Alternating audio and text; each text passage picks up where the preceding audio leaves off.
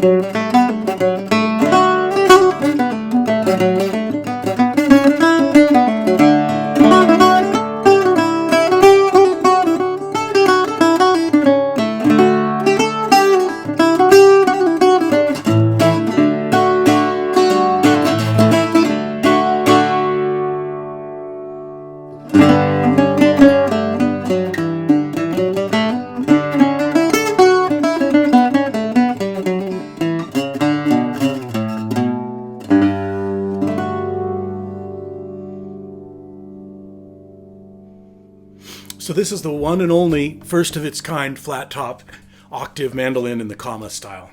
So this is really a sort of a prototype, but I think it was quite successful. I was like really stoked with its cello-like tone and tons of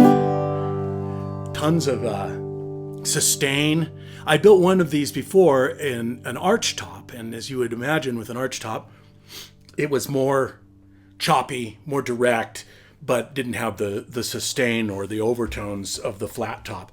This is not only a really nice Sitka top on here, but it also has Brazilian rosewood back and sides.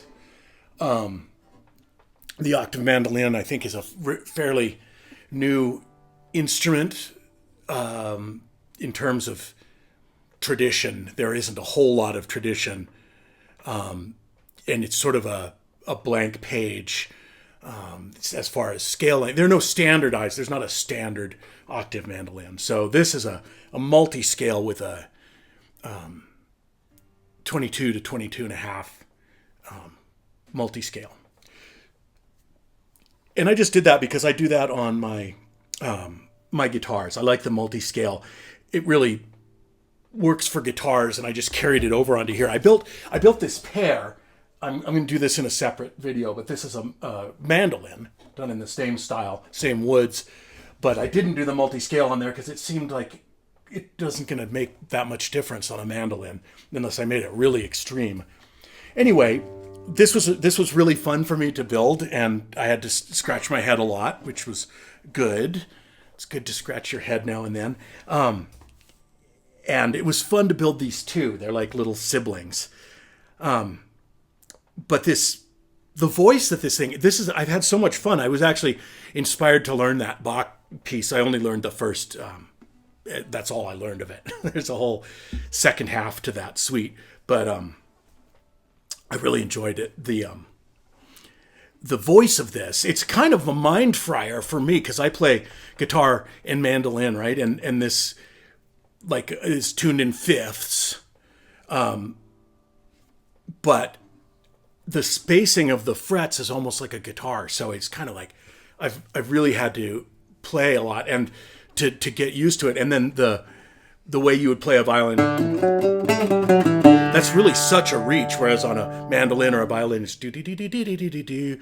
So I keep having to learn new fingerings, and remember, you use your fourth finger a lot when you play the octave mandolin.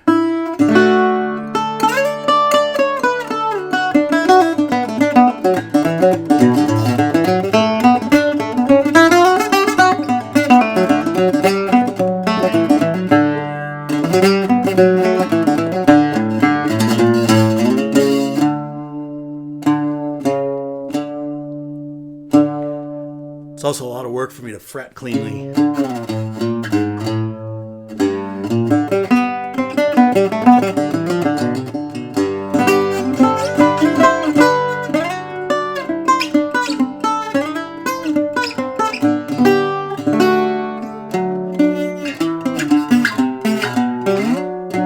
has a nice clear voice all the way up here on the lower strings.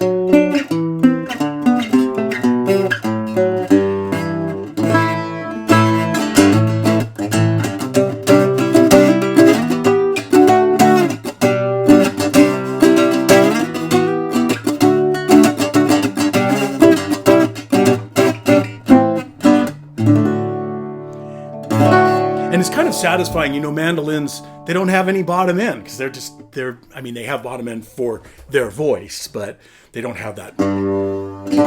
This actually has a really kind of satisfying, chesty kind of feel to it.